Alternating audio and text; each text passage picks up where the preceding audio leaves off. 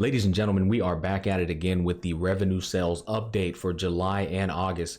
Sensory Tower continues to provide us with some good concrete numbers as to how Honkai Star Rail, Genshin Impact, and Fate Grand Order and a plethora of other gacha games are performing in the months of July and August. Now, I gotta admit, I find these numbers quite intriguing because I remember a couple of Genshin birdies in my comment section on my previous revenue update were claiming that Honkai Star Rail was only outperforming Genshin because Fontaine hadn't released yet.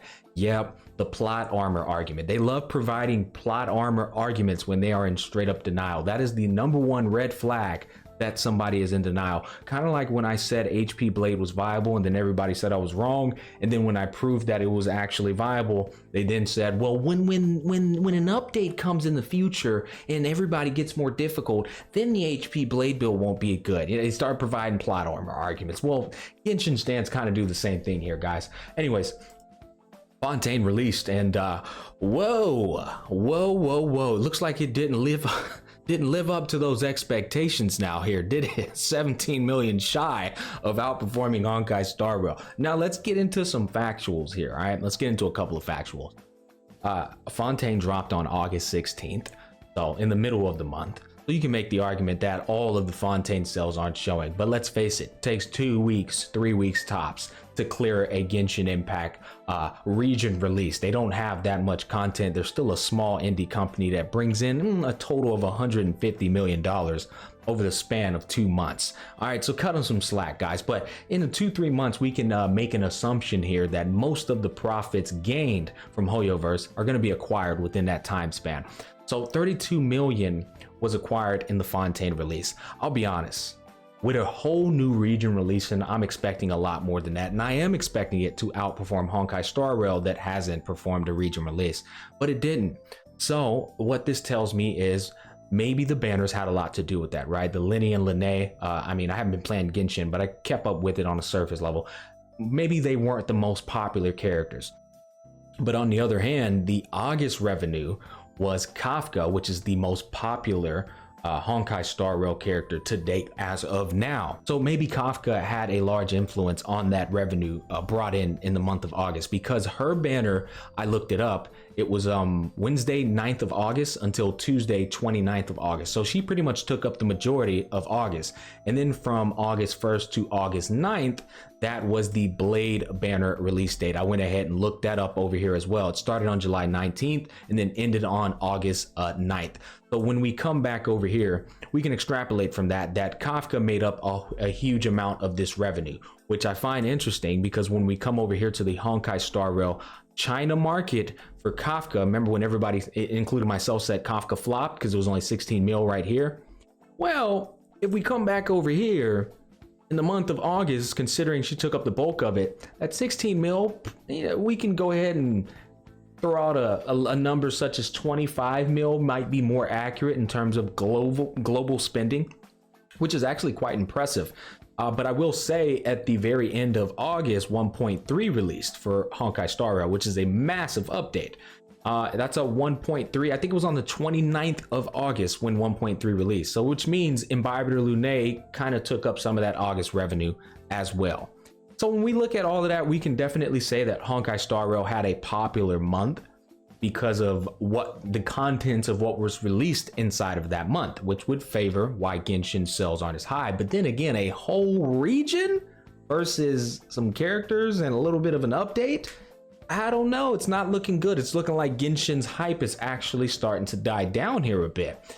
Now, the next plot armor argument that I can theoretically make for a Genshin stan is that, oh, the Archon hasn't released yet, and that judge guy who looks incredibly cool and looks like one of those high uppity characters from Black Clover. I can't think of his name, but y'all know who I'm talking about. They look the exact same. When those two release, that's when Genshin's gonna outperform Honkai Star Rail. That's the next plot armor argument, I surmise. Well, at the end of the day, 150 million was brought in by Hoyoverse, period. So that's an absolute W. And when you take that 150 million and compare it to the span of every single other gacha game on this list, you'll come to find out that none of them come close to what Hoyoverse is achieving in the gacha space right now. This is looking at a total of $82 million from Fate Grand Order in Japan alone, which is absolutely fucking bizarre. And then you come down here and there's the global money for Fate Grand Order, because they separate Japan from global, I surmise.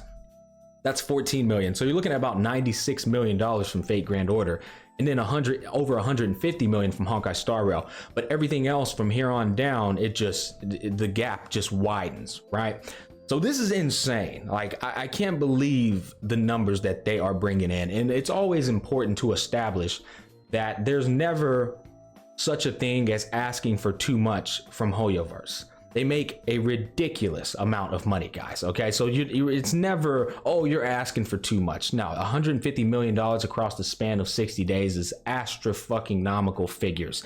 This company is an absolute powerhouse. They are crushing it. And it's okay to ask for things knowing this, okay? Because we are the ones, with the people, the ones giving them the money, are the ones that should be asking for more updates, for more features inside of their game that's going to make it more enjoyable and overall grow the company as a whole and satisfy both parties. Anyways, continuing on, I will say I'm completely shocked by the revenue brought in by Fate Grand Order in Japan. Jesus Christ, $55 million for the month of August alone, beating out both Honkai and Genshin.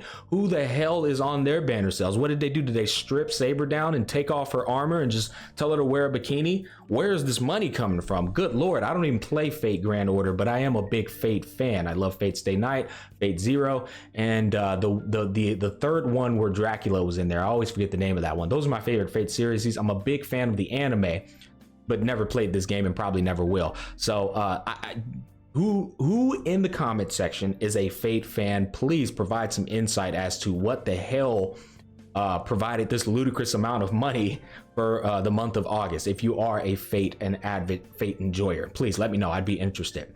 But going down the list, in case you guys are interested, these are all the games that made it on the list. Arc Knights and Epic 7, I've heard about them a number of times. It looks like they're not doing too bad for themselves.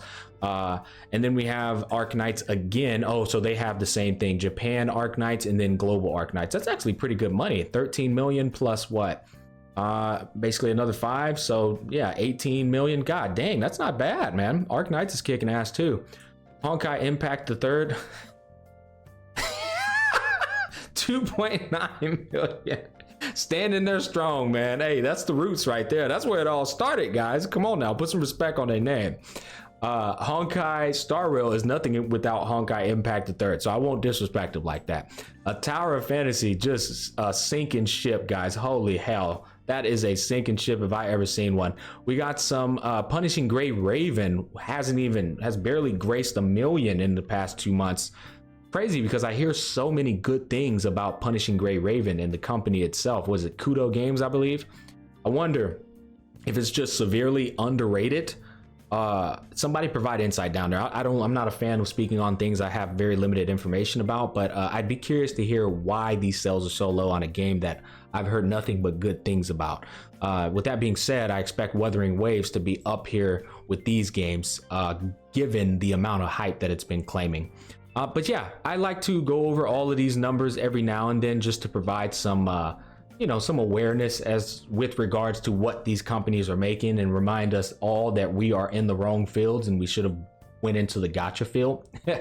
Comment down below, let me know you guys thoughts, and that's gonna wrap it up. Thanks for watching as always. Peace, love, and happiness, and I'll catch you guys on the flip side.